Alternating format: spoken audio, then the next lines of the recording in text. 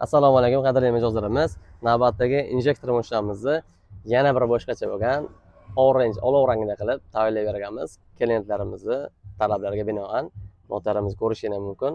Zavod qilib ishlashlarini, ovozlarini ham ko'rsatib beraman. Sizlar like bosib kuzatib tursangiz bo'ldi.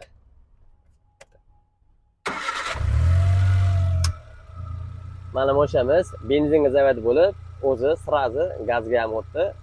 Ovozini ham bir eshitib ko'rasizlar endi.